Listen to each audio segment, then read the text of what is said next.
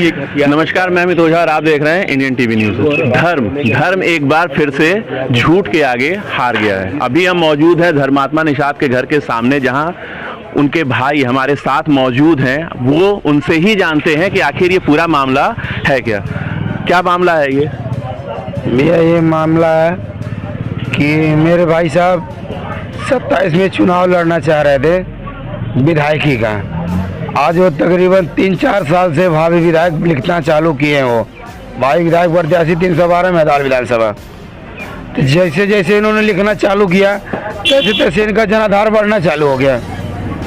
जब जनाधार इनका ज़्यादा बढ़ना चालू हो गया तो इन लोगों को खटकने लग गया कि हम लोग इतने दिन से दौड़ रहे थे, 500 लोग नहीं इकट्ठा कर पा रहे थे, और ये लड़का है चुटकी बजाते ही 5000 इकट्ठा कर लेता है। तो ऐसा क्यों न करे, इसको कहीं ना कहीं दरकिनार करे। तो उनके ऊपर ये भी जैसे लोग बता रहे हैं कि उनके ऊपर फर्जी मुकदमे भी दर्ज कराए गए थे। जी, फर्जी मुकदमे इस तरह दर्ज हुआ था। मेरी गाड़ी भी खींच के लेके गए लोग। अब क्या कहूँ मैं, मेरी गाड़ी थाने में बंद है। वो कह दिए कि चोरी की गाड़ी वो चला रहा है, मेरी गाड़ी थाने में चली गई। और जो 4 लोगों के नाम हैं, उन 4 लोगों के नाम एक बार जरा बता पाएंगे आप? जी, डॉक्टर संजय निषाद जो वर्तमान कैबिनेट मंत्री है मत्स्य विभाग का, उसका एक लड़का है परवीन निषाद जो पूर्व सांसद है खैलाबाद का, संत कबीर नगर का, और एक लड़का है वर्तमान विधायक है जो चौरी चौरा विधानसभा का है, और एक जयप्रकाश निषाद है। ये तीनों पहले तो तीनों लोग टार्चर करते थे, फिर बीच में ये आ गया जयप्रकाश निषाद। ये फैमिली को लेकर हमारे भाई को ऐसा चरित्रहीन वाली वो बात कर दिया, और लोगों के बीच में जा करके वो बताना स्टार्ट किया कि धर्मात्मा तो पकड़ा गया था, भगा के शादी किया है, उसको लोग मारे थे तब वो शादी किया। मतलब उसके चरित्र पे दाग लगाना चालू कर दिया, और मेरी वो भूल जैसी वो उसके ऊपर चरित्रहीन वाला ऐसे कर करके वो 3-4 महीने से सुनता आया कि अब से लोग समझ जाएंगे, अब से समझ जाएंगे, अब से सुधर जाएंगे, पर ये लोग अपने बात से बाज नहीं आए। ऐसा भी सुनने में आ रहा है कि प्रशासन ने जो आपने पहली तहरीर दी थी उस तहरीर को भी बदलवाया है। जी, बदलवा दिए। वो डीएम साहब ने बदलवा दिया। डीएम साहब ने क्या कहा है? जब मैंने कहा है डीएम साहब आपको तहरीर तो मिल गई है, सारे एविडेंस आपको मिल गया है कल ही, तो फिर इसमें पूछने की क्या जरूरत है? उसके खिलाफ से आपको कार्रवाई करने की जरूरत है, मुझसे पूछने की क्या जरूरत है? तो डीएम साहब ने क्या मुझसे कहा कि जो आप दिखा रहे हो, जो सोशल मीडिया पे डाले हैं, वो अगर मैं कर दूं और किसी का नाम लेके अब मैं जहर खा लूं तो वो आदमी फंस जाएगा क्या? जब उन्होंने ऐसा बात मुझसे किया तो मैंने उससे डीएम साहब से तुरंत कहा कि सर आप लिपापोती वाला काम कर रहे हैं, मुझे आपसे बात नहीं करनी है, मेरा केवल पीएम करवा दीजिए। तो वो क्या कहे कि पीएम होगा कब, आप एक दूसरी, और उन्होंने कहा स्पष्ट कहा, मेरे साथ लोग थे, जो भी लोग थे, वो कहे कि कहीं आप बाहर शेयर मत करना इस बात को। और वो ऐसे चैम्बर में मुझे बैठाए जहाँ पे ना कैमरा था ना कुछ था। अभी आप क्या चाहते हैं? अभी मैं यही चाहता हूँ कि मुझे न्याय हो मिले, और जो लोगों का नाम मेरा भाई जोड़ के गया है, जो प्रताड़ित करते थे, उनको तुरंत उनको उठाया जा भैया, उनको जेल के अंदर डाला जा, मेरे भाई को आत्मा की शांति मिले और मुझे भी आत्मा की शांति।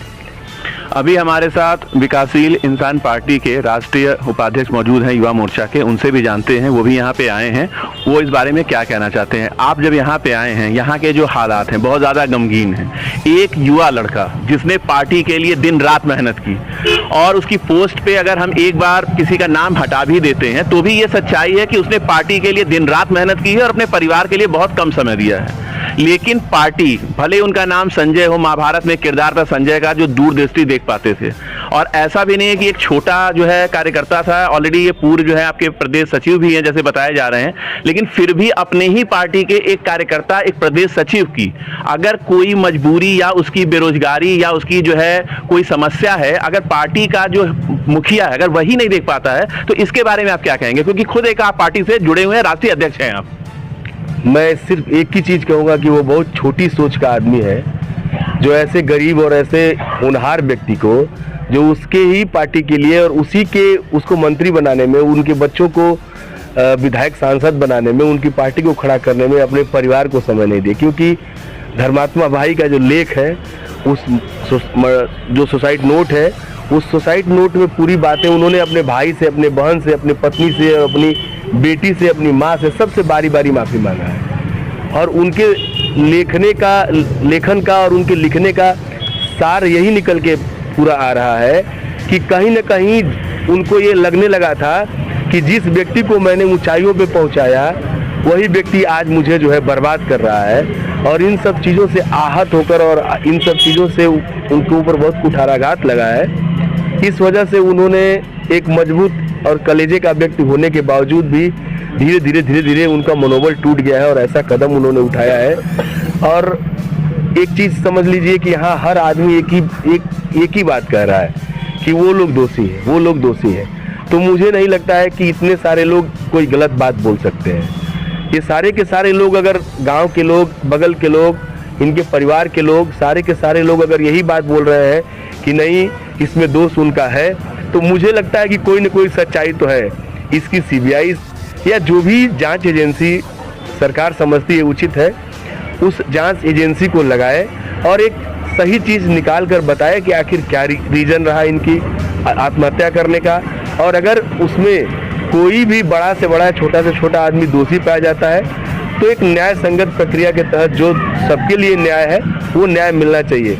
2 महीने 3 महीने की एक बच्ची है, एक कच्ची उम्र की विधवा, और ये छोटा सा मकान है, देख लीजिए, और एक बूढ़ी माँ और एक भाई और एक बहन। अब इन लोगों के लिए न्याय की कैसे दिलाना है, सरकार को ये बताने की जरूरत नहीं है। देखिए, हम लोगों की तो बहुत कुछ डिमांड है। हम तो बस यही चाहेंगे कि इस परिवार में कम से कम सरकारी नौकरी, कुछ मुआवजा मिले, सरकार दे। प्रथम दृष्टया तो ये है। दूसरी सबसे इम्पोर्टेंट चीज़ ये है कि जो दोषी व्यक्ति है, दूसरा कोई धर्मात्मा निषाद नहीं पैदा होना चाहिए इस देश में, जिसको लोग फिर टॉर्चर करेंगे, फिर मारेंगे। अगर ये लोग पावर में रहेंगे, ये लोग मजबूत रहेंगे, तो ये फिर कोई ना कोई धर्मात्मा निषाद बना देंगे किसी को, किसी व्यक्ति को जो उनके लिए काम करेगा, उनके लिए लड़ेगा, उसी को फिर। उनका दोष क्या था? धर्मात्मा निषाद का क्या दोष था? क्योंकि उन्होंने अपने नाम के आगे भावी विधायक मेहदावल लिख दिया था। उसने एक कर्जा लेके एक गाड़ी खरीद ली थी, तो वो उनको नज़र में उनके चुभने लगा था। तो अगर अपने ही कार्यकर्ताओं को आगे बढ़ते हुए जो व्यक्ति नहीं देख सकता है, ऐसे व्यक्ति को समाज में नेतृत्व करने की कोई आवश्यकता नहीं है, जरूरत नहीं है। ऐसा व्यक्ति समाज को सही नेतृत्व नहीं दे सकता है। ये तमाम बुजुर्ग लोग हैं, इन लोगों से आप पूछिए, ये लोग बताएंगे, जिंदगी का मर्तबा इन लोगों को पता है। अगर ये इनके बच्चे जैसे हैं हम लोग, अगर हम लोगों को पाल पोस के बड़ा किए, तो हम लोगों का कर्तव्य बनता है कि हम लोग समय से जिम्मेदारी को निभाएं। अगर इनके पास पावर आ जाए और ये हम लोगों को मारना शुरू कर दें, या मेरे पास पावर आ जाए, हम इनको कुछ ना समझें, तो ये तो अच्छी बात नहीं है। अगर आज डॉक्टर संजय निषाद को ये समाज बनाया है, तो डॉक्टर संजय निषाद की जो जिम्मेदारी बनती है, वो उनको पूरा करना चाहिए। मैं आपके चैनल के माध्यम से यही बोलूँगा कि इस परिवार को न्याय दिलाने के लिए डॉक्टर संजय निषाद को अगर यहाँ आगे खड़ा होना चाहिए। अगर उन्होंने कोई गलती की है, तो ये तो हमारा समाज है, कोई भी समाज अगर आके माफ़ी भी मांग लेंगे, तो ये माफ़ करने वाले लोग हैं। लेकिन अभी जो ये आरोप है वो वर्तमान सरकार के मंत्री पर है, तो क्या आपको लगता है कि कोई निष्पक्ष जांच हो पाएगी? देखिए, मैं इसमें तो कुछ नहीं बोल सकता, लेकिन अगर सत्ता और सरकार में मंत्री अगर कोई दोषी है और निष्पक्ष जांच अगर नहीं होगी, तो इसका मतलब तो ये लोग तो बेलगाम हो जाएंगे। ये लोग अपने मन का करेंगे, किसी की बहन बेटी को बहन बेटी नहीं समझेंगे, किसी के जमीन को हड़प लेंगे, किसी का कुछ भी ले लेंगे। ये निष्पक्ष जांच तो करनी पड़ेगी। और मुझे पूरा भरोसा है। देखिए, मुझे लगता है कि आपको मैं एक बात बताता हूँ, मुझे लगता है कि जो भी इस तरह का दोषी है, अगर सरकार उनके साथ अगर उचित दंड और उचित कार्रवाई नहीं करेगी, तो ये सरकार की बदनामी होगी। सरकार के ऊपर सीधे सीधे सवाल है। तो उनको अपनी साख बचाने के लिए भी और उनको अपनी इज्जत बचाने के लिए, मर्यादा बचाने के लिए भी न्याय तो दिलाना पड़ेगा। नहीं तो किस मुंह से यहाँ पार्टी के नेता, विधायक, सांसद आएंगे लोग वोट मांगने के लिए? क्या ये परिवार देख लीजिए कितना गरीब परिवार है। इन लोगों के चेहरों को, इन लोगों की आंख में देखिए, कहीं से लगता है कि ये लोग छल कपट वाले आदमी हैं। गरीब परिवार है। किसी तरीके से वो व्यक्ति हो सकता है संघर्ष करते हुए जिला पंचायत प्रधानी, विधानसभा लड़ना चाहता हो। अगर कोई राजनीति करना चाहता है, तो ये तो लोकतंत्र है। इस लोकतंत्र में चुनाव लड़ने के लिए किसी पार्टी का सदस्य होना जरूरी नहीं है। इस देश का नागरिक होना जरूरी है। तो इस देश का कोई भी नागरिक चुनाव लड़ सकता है। तो मुझे लगता है कि अगर इस बात से उनकी नाराजगी थी कि ये चुनाव लड़ना चाहते हैं, तो ये तो बहुत गलत बात है, बहुत छोटी सोच है। ऐसे व्यक्ति को समाज में नेता बन के घूमने लायक नहीं है। तत्काल प्रभाव से इस पर सरकार को संज्ञान लेना चाहिए और उचित एक्शन लेना चाहिए। जैसा कि आपने देखा, धर्मात्मा निषाद आज बीच में नहीं है, लेकिन एक कहानी कही जाती है, कुछ लाइनें कही जाती हैं। भले तुम मेरा कत्ल कर दो, मेरा लहू का एक एक कतरा मेरे कातिल का नाम पुकारेगा। अब देखना यह है कि इस मामले में जहां एक तरफ प्रशासन, जैसा लोगों का आरोप है, धर्मात्मा निषाद के भाई का आरोप है कि प्रशासन ने तहरीर बदलवाई और उसमें जो मुख्य नाम थे, मुख्य नाम को हटा दिया है। अब ये आपके उत्तर प्रदेश का मामला है, जहां पे वर्तमान सरकार के मंत्री पे ये आरोप लगे हैं। अब इस सरकार इस मामले में कोई कड़ी जांच करती है या इस मामले में लीपापोती की जाती है, ये तो आने वाला वक्त ही बताएगा। इस मामले में जो भी अपडेट आएगी हम अपने चैनल के माध्यम से अपने दर्शकों को बताते रहेंगे।